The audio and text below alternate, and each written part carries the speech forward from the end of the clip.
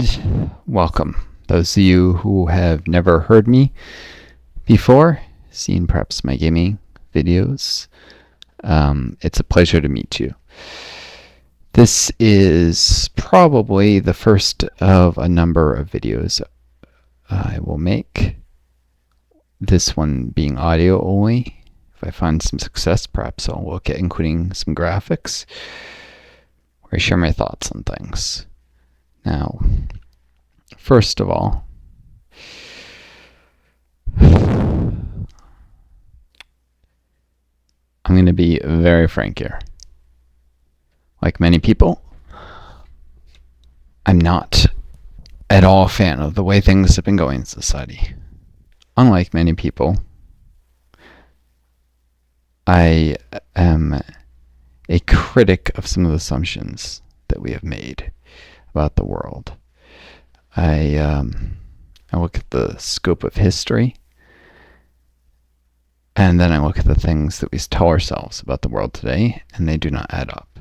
For instance, if any of you saw the recent Jon Stewart interview with Bernie Sanders, Jon Stewart goes about, and he's said this line on many of his weekly podcasts, which I've occasionally watched.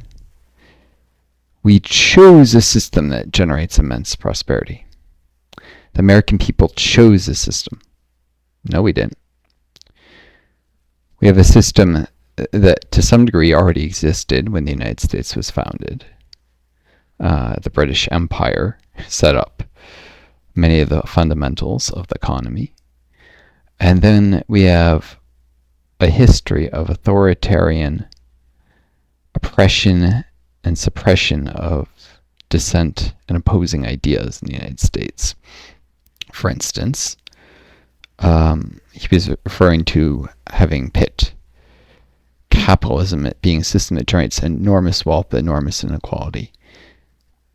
The biggest opposition to capitalism is socialism. And in the Palmer raids around the area of World War I, Woodrow Wilson, who was a real piece of work, I have many nasty names for him, I'll try and keep this PG.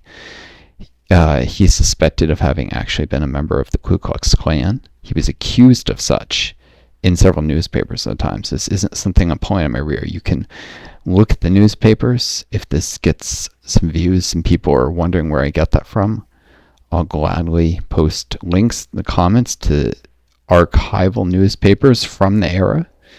Woodrow Wilson was accused by his political opponents of actually being a Klansman. His family was from the deep South, had roots there, and they had connections to the Klan. There's no question, even if he himself wasn't. I think he had an uncle who was confirmed Klansman. So to give you an idea of what kind of person he was, I don't mean to be playing the racist equals bad, therefore everything he says is valid card, but Wilson was a bad person. He did a number of bad things, and it wasn't just about race. He knowingly set up the basis for a U.S. empire. He talked about how the doors to commerce must be forced open. Phrases like that, always gloss over what that really means. It means military force. It means sending soldiers in. It means killing fathers and mothers, children even sometimes, who resist your attempts at controlling that country, murdering people in the name of empire. And Wilson knowingly set the basis for empire.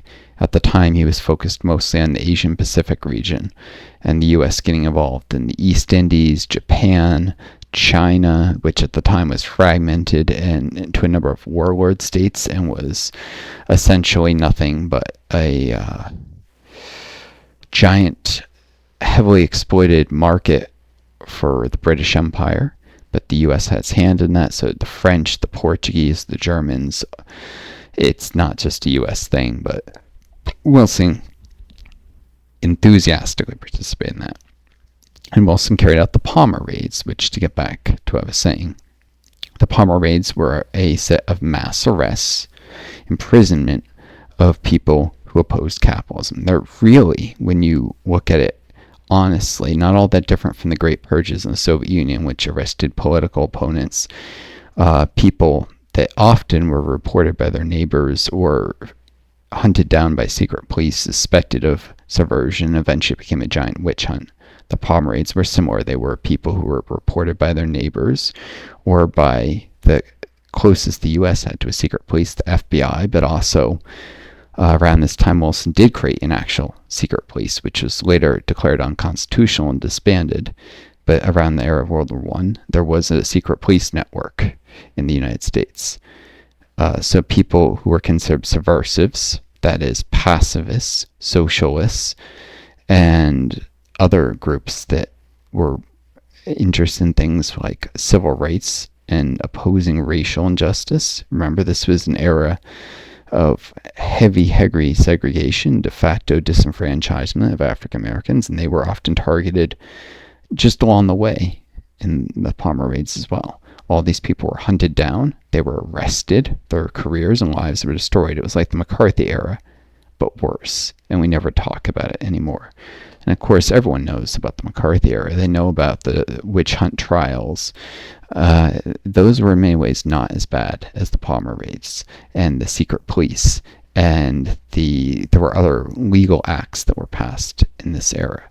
So did the American people really choose capitalism when socialists were imprisoned, when the socialist parties were forcibly disbanded, when the magazines that existed at the time were denied postal service? I shouldn't say they were disbanded as in Wilson didn't declare these parties be disbanded, but he arrested their leaders. He had the postal service stop collecting mail and delivering mail, importantly bills. You can't have an organization when you can't have an office. This is way before the age of the internet. When you can't keep up with the bills, your organization is going to go under. So there were every mechanism, legal and often illegal, at his disposal. Wilson destroyed any anti-capitalist parties, anti-capitalist movements that existed. And the McCarthy era came and did the same again and accused them of being foreign, which there may have been some truth to because all the homegrown movements have been destroyed under Wilson. But ideas creep back into a country because you can't end an idea forever. There will always be somewhere in the world where it survives and comes back, good or bad. And so ideas aren't really foreign. They're ideas. They exist in a world outside of it. It doesn't matter where they originate. It doesn't matter where they're directly coming from. Ideas are ideas. That's kind of ridiculous for people to talk about the marketplace of ideas and then call an idea foreign. Marketplace ideas is, of course, something neoliberals like Wilson, who was an early one, love to throw in that term. The most valid ideas will just rise to the top. Well, how can that be if you arrest people and if you declare certain ideas foreign? It's nonsense. It's nothing but lies, like many of the things people like that say. So it rubs me the wrong way when someone like Jon Stewart, who's an excellent comedian, but he comes along and he's trying to be more serious with his weekly podcasts. And he says Americans chose this system. We didn't choose this system. It was forced on us. I'm distinguishing here between Americans as in the majority of people in the United States and Americans as in the small group of politically connected, powerful individuals who comprise the ruling class. The ruling class may have chosen this, but ordinary people did not choose it.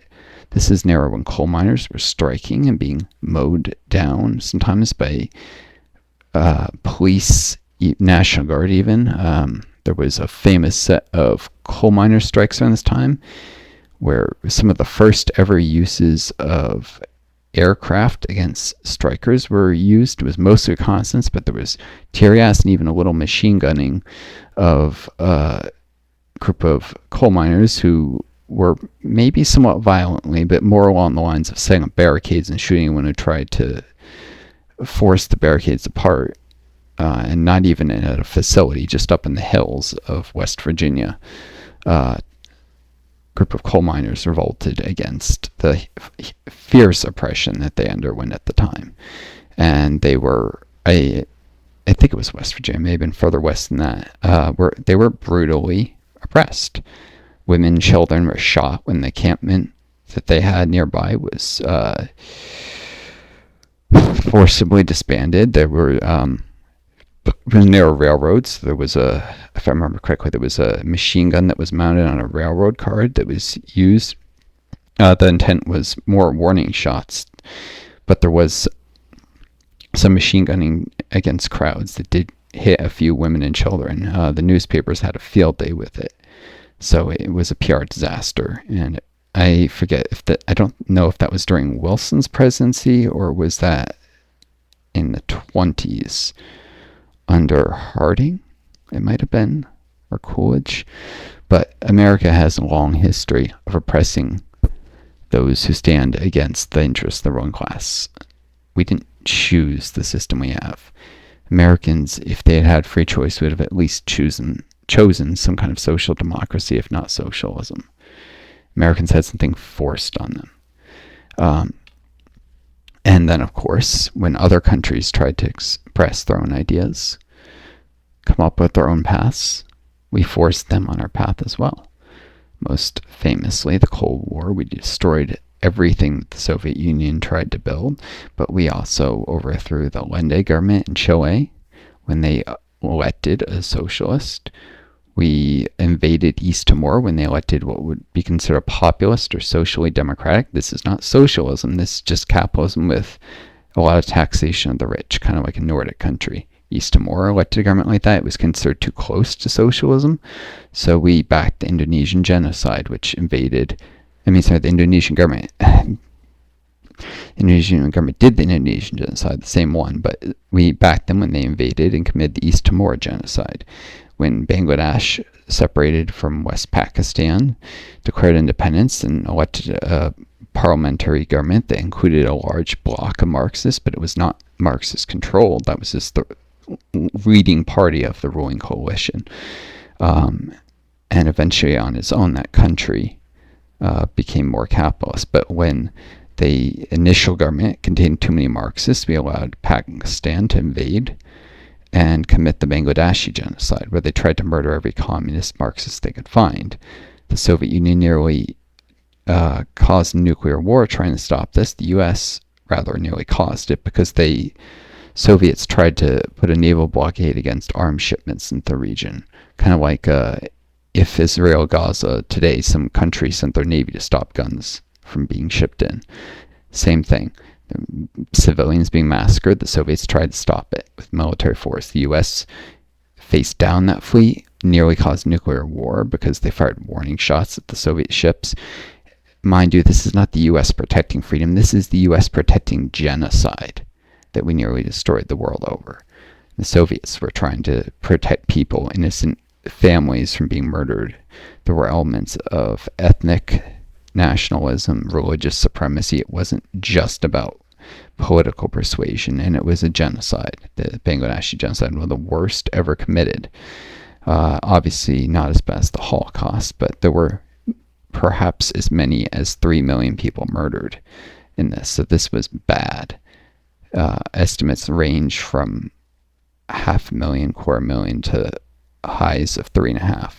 It was a really bad event up there with the Bengal famine, which was arguably a famine genocide, the Indonesian genocide, the Holocaust, and other genocides like the Armenian genocide. If you debate whether the Holodomor was a famine genocide or not, it's one of the worst crimes ever committed, and it was committed by a U.S. puppet regime in Pakistan.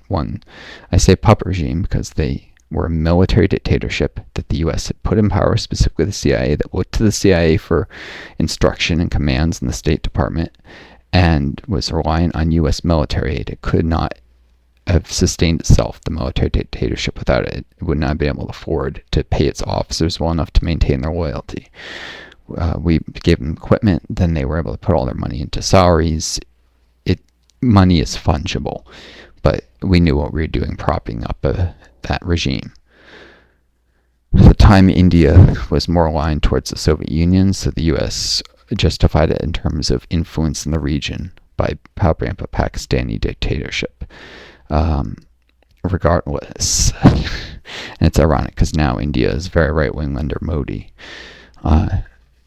It was a horrible event, and it's just another example of how the U.S. does not allow countries to choose their own path. When Burkina Faso had a coup of an area that had just been military dictatorship after military dictatorship, and when a Marxist took over and tried to maybe even gradually reform towards real democracy, invested in welfare programs, in education, in healthcare, in sports facilities for the masses, and housing, the U.S. helped assassinate that guy along with the French intelligence and the British intelligence. It was a multi-country operation. In Iran, which was a country that tried to stick with a more traditionalist monarchist system, there was the coup that put the, what was his name? It doesn't matter. The U.S. put a puppet in charge in Iran with the help of British intelligence. And then let the British take the majority of credit, even though it was very much a CIA operation. This is a history of empire. This is a history of not letting people in the rest of the world choose their fate. And this is a history of not letting people in the core of the empire, in the United States proper, choose their fate either. This is not choice in any real sense. So that bothered me, and it's a thought I wanted to share. I hope you all enjoyed the stream. Adieu, and best luck.